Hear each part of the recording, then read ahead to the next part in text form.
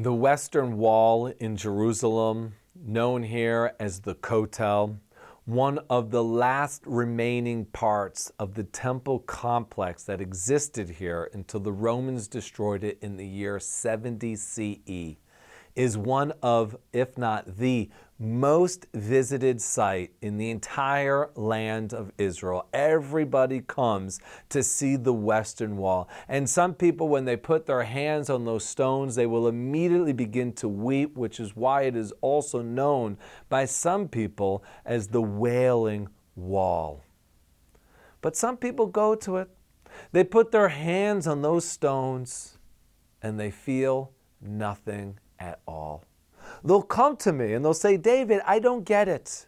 I mean, it's an old wall. It's 2,000 years old. It was part of the Temple Mount complex, the holy temple that stood here. My ancestors used to give offerings to God at the temple here. But I don't feel anything. Am I supposed to? Everybody else around me is crying. How come I'm not crying? And I say, let's just try and boil this down for a second. You know, some people come to the Western Wall and they have a deep faith in God.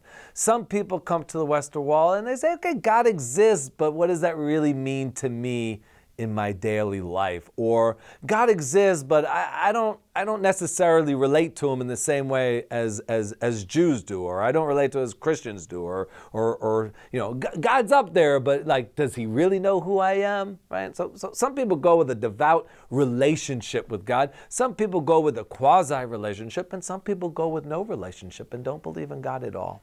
So let's get to the most common denominator.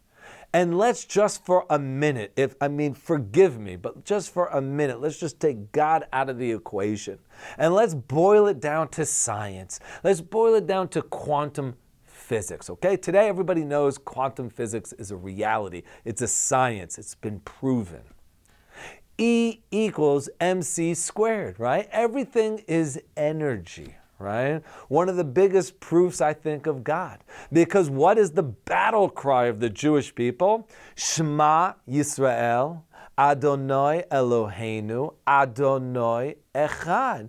Hear, O Israel, the Lord is our God, the Lord is one. What does it mean to be one? Everything's one. You and me, we're one. The space that exists between us is part of that oneness. It's an illusion. Separation is an illusion because you're energy and I'm energy and the space between us is energy. So it's all energy.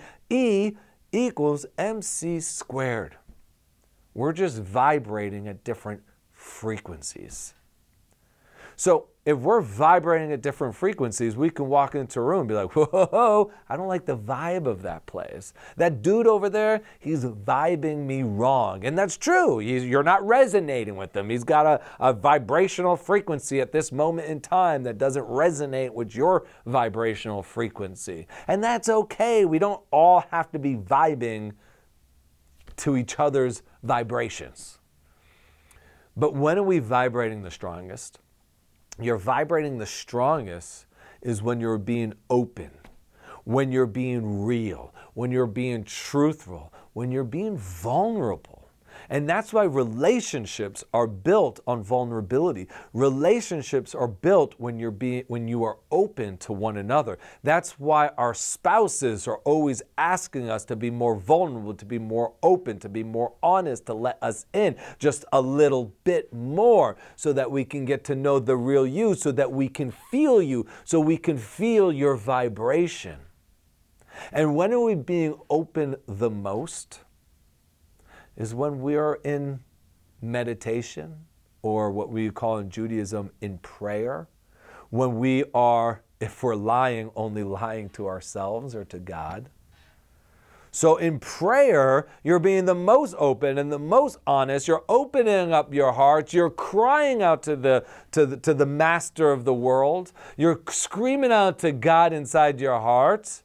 And you're sharing your deepest pains and desires and gratitudes, because that's part of prayer as well, is expressing what you're grateful for.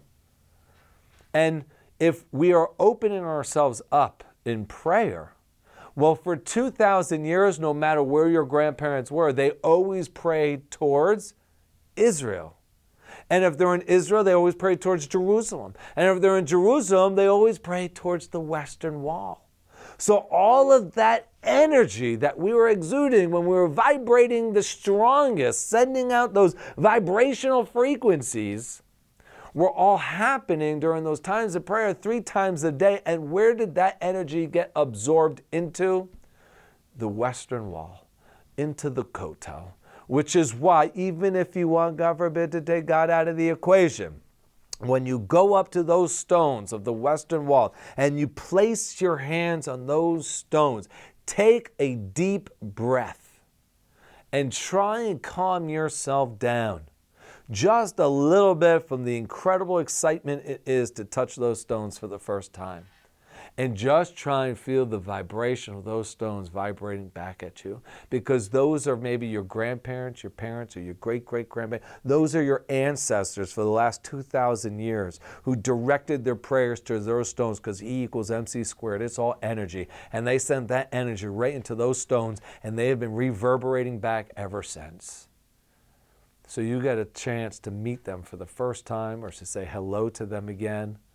But maybe the most important part of visiting the Western Wall and the Kotel, beyond being so close to Hashem, because it's at that point metaphysically that we say that the metaphysical, that the spiritual, that the infinite, that which we can't describe, that which we call God, comes down and somehow emanates to the rest of the world. You have the physical Big Bang. This is the spiritual Big Bang that takes place in Jerusalem at the Temple Mount, right where the Dome of the Rock is today. That's where the temple stood. That's where that holiness emanates from. And to be at the Kotel, to be so close to that alone is amazing and awesome. To be able to reach out and to make contact with the Kadosh Baruch Hu. To have a local call, if you will. But also the most amazing part of being able to feel the vibrations of your ancestors coming back out at you is that you get to leave your indelible mark, that you get to leave your message, that you want your descendants to feel, to hear, whether it's your great-great-grandchildren, your great-great-great-great-grandchildren, or however many generations after that. Because I don't want to shock you right now, but most people are forgotten after 4 generations. Out of the millions of people who are watching this video, how many of you can actually name all 8 of your great-grandparents? How many of you can name all of your grandparents' parents? I'm sure there's many of you who can. I'm sure there's many of you maybe who can go and look deep into the records and find the names. But how many of it off the top of your head can give their names and give their Jewish names? If you're Jewish, to give their Jewish names, the essence of who they are. Probably not many. Honestly, I'm shocked to say it right now. I don't know if I can name one of them right now, to be honest with you. I can name my grandparents, my great-grandparents. That means after 4 generations, you're forgotten. How will you be remembered? You will be remembered by the morals and the ethics that you pass down to your children. And if you do a good enough job, that they're going to pass it down to their children, who will pass it down to their children, who will pass it down to their children. And in 5, 6, 7 generations, your family tree will still be going. They'll still be Jewish today. They'll still want to come to the Kotel. They'll still want to put their hands on it, even though, please God, we're going to actually have the temple. They're still going to go to the Western Wall just to put those hands on their stones in order to feel that energy, which has been absorbed by those stones for the last 2,000 years. I'm looking forward to seeing you guys here in Jerusalem. Thanks for watching. And if you want more great content like that, visit my Patreon site at patreon.com/David Sussman, where I have several episodes of my TV show, Land of the Bible, and videos like the one you just watched. During the coronavirus pandemic, I've made it free for everyone. Being that so many of us are stuck at home and homeschooling our children, I thought this would be helpful. However, if you can become a contributor, please do.